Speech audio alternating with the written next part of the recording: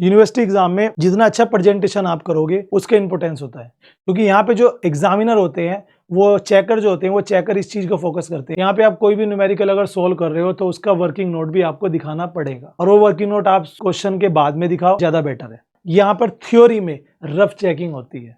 आप कितना ही अच्छा लिख के आ जाओ, नंबर अच्छे आते ही नहीं है, एवरेज नंबर आते हैं। उसके पीछे का रीजन क्या है? हेलो दोस्तों, कैसे हो आप? स्टूडेंट्स बहुत अच्छे होंगे मुझे पता है, और आज आपके लिए एक बेस्ट वीडियो लेकर आया हूँ। अभी एक कमेंट पढ़ रहा था मैं कि सर बीकॉम की जो रिटर्न कॉपीज होती हैं उसके बारे में वीडियो बना दीजिए।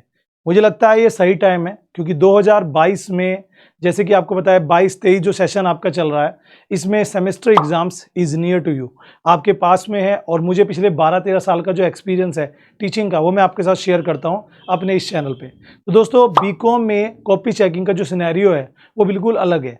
अगर आप 12 पास आउट करके अभी बीकॉम फर्स्ट ईयर में आए हो, या फिर आप बीकॉम फाइनल ईयर में आ रहे हो जहां पर आपको एमसीक्यूज बेस्ड क्वेश्चन रहेंगे, ठीक है, वहां पर ओएमआर सीट आपको मिलेगी और उसकी चेकिंग भी कंप्यूटराइज होती है या फिर नहीं होती, ये सारी जानकारी आज मैं आपको दूंगा।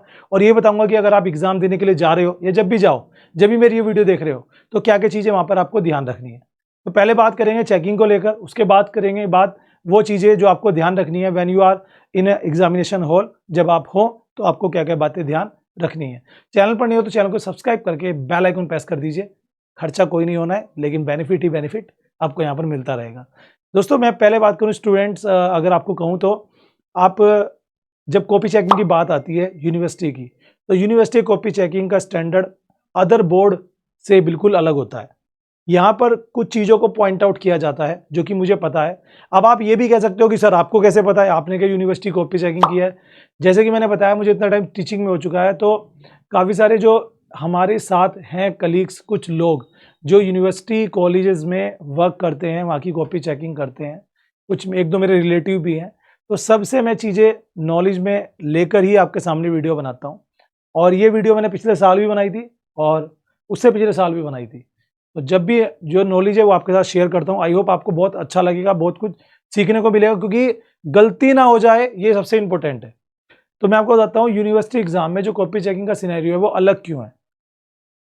12th हो या कोई भी बोर्ड हो, अप्रोक्सीमेट मतलब सीबीएसई, आईसीएसई या स्टेट बोर्ड, कोई भी, सब जगह पे आपने एक चीज़ देखी होगी कि वहाँ पर पॉइंट्स देखे जाते हैं।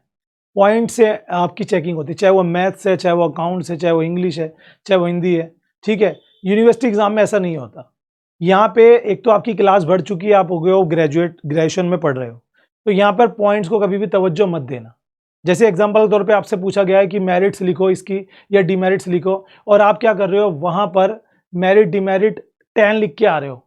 यार 10 नंबर का क्वेश्चन है, 10 मेरिट लिख देता हूँ, ठीक है, और पॉइंट्स में लिख के आ रहे हो।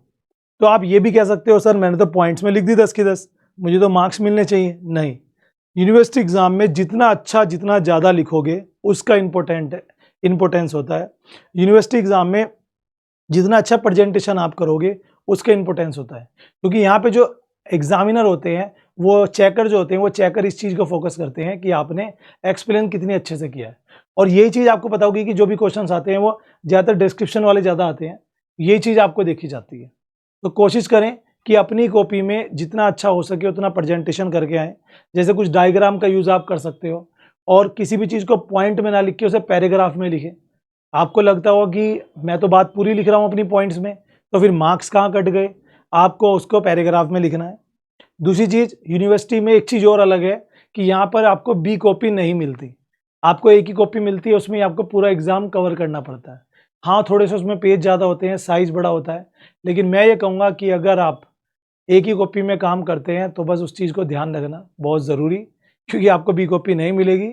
ये जब शुरू हुआ था उस समय मैं बीएड का एग्ज़ाम दे रहा था, और मुझे याद है हरियाणा में जमनानेगर पड़ता है, वहाँ की बात है, और मेरा एग्ज़ाम था, मेरी कॉपी मैंने उस हिसाब से किया कि मुझे बी कॉपी चाहिए थी, एंड मैंने मैडम से कॉपी मांगी, उन्होंने मेरे को डांटा कि तुम्हें पता नहीं है, क्योंकि बीएड मैंने नॉट अटेंडिंग किया था, बहुत कम जाना पड़ा था, कभी कभी चले गए कभी नहीं गए, तो वो चीज़ें पता नहीं होती। तो ये गलती आप मत करना, याद रखना यहाँ पर बी कॉपी नहीं मिलती, एक ही कॉपी में करके आना। साथ में चेकिंग का यहाँ पे बताता हूँ, आप यहाँ पे देखो रीचेकिंग वगैरह का यहाँ कोई पंगा नहीं होता, तो चेकिंग यहाँ पे कैसी भी हो जाती है। तो ये गलती जो बहुत बार बच्चे क्या करते हैं, क्वेश्चन नंबर नहीं डाला या छोटा सा लिख दिया, पता नहीं लगा, ये सबसे इंपॉर्टेंट है।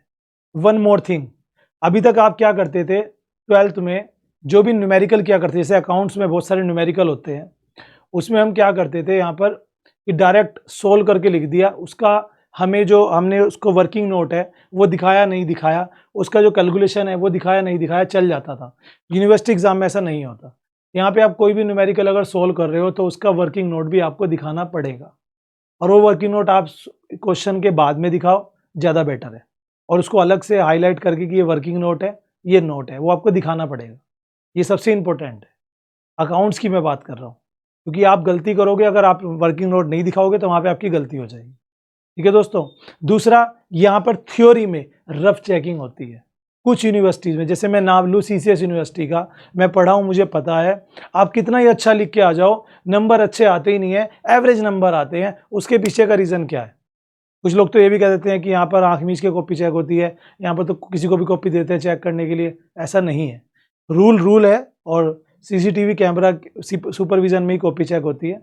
बट क्या है कि रफ एंड मतलब जिस बच्चे ने बहुत अच्छा डायग्राम्स बना रखे हैं, हेडिंग्स अच्छे हैं, हाईलाइटर यूज़ कर रखा, उसको तो हो सकता है वो अच्छा बच्चा समझ के नंबर दे दें। लेकिन अगर आप ऐसे कैजुअली लिख के आ रहे हो, भले ही आपने कॉपियाँ भर रखी हैं, भले ही आपने एक क्वेश्चन का सोल्यूशन 4-4 5-5 पेज पे कर रखा है, तब भी आपको नंबर जो है वो लिमिटेड ही मिलेंगे इत्तू से। तो भाई ये चीज़ ध्यान रखो। अब आप यूनिवर्सिटी में आ चुके हो, अपनी कॉपी को जितने अच्छे सजा सकते हो सजा लेना। अब सजाने का मतलब नहीं कि वहाँ चाँद सितारे लगा रहे हो। सजाने का मतलब है लाइक कुछ आप डायग्राम, जैसे मान लीजिए पेड़ मैंने बना दिया, ठीक है, और ये पेड़ मैंने बना दिया, और इस पे मैं अलग से यहाँ पे चीज़ें लिख रहा हूँ जो मेरे मेरिट डिमेरिट्स है या कैरेक्टरिस्टिक्स है, कुछ भी है वो चीज़। कुछ पिलर आपने बना दिए, कुछ भी। हर क्वेश्चन के स्टार्टिंग में इस तरह का है।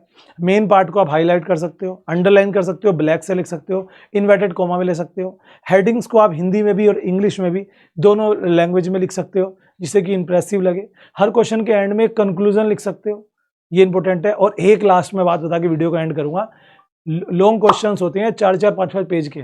अगर आप इस गलतफहमी में हो कि आपके जो एग्जामिनर हैं वो सारे क्वेश्चंस पढ़ते हैं, कोई नहीं पढ़ता। केवल क्वेश्चन के कुछ पॉइंट्स देखे जाते हैं जो आप दिखाना चाहते हो, हाईलाइट किए हुए पॉइंट्स, हेडिंग्स, क्वेश्चन की स्टार्टिंग, क्वेश्चन का कंक्लूजन, यही सब एग्जामिनर पढ़ते हैं और इसी बेसिस पर नंबर देते हैं। तो याद रहे, आप जब भी लिख के आ रहे हो तो अपने इस हिसाब से लिखना, जो जो पॉइंट्स मैंने आपको बताए ये याद रखना, और फिर आप अच्छे से एग्जाम देके आओ। 3 चीज़ें जरूर से फॉलो करना। नंबर 1 प्रेजेंटेशन, नंबर 2 कुछ भी छोड़ के नहीं आना है, और नंबर 3 आपको जितना हो सके जो आप चाहो वो ही एग्जामिनर देखेगा कॉपी चेक करते हुए, तो हाईलाइट उसी चीज़ को करो जो आपके हिसाब से बेस्ट है। और बेस्ट ऑफ लक, जो भी आपके एग्जाम है अच्छे से करो। कोई भी इशू आता है, I will there for you.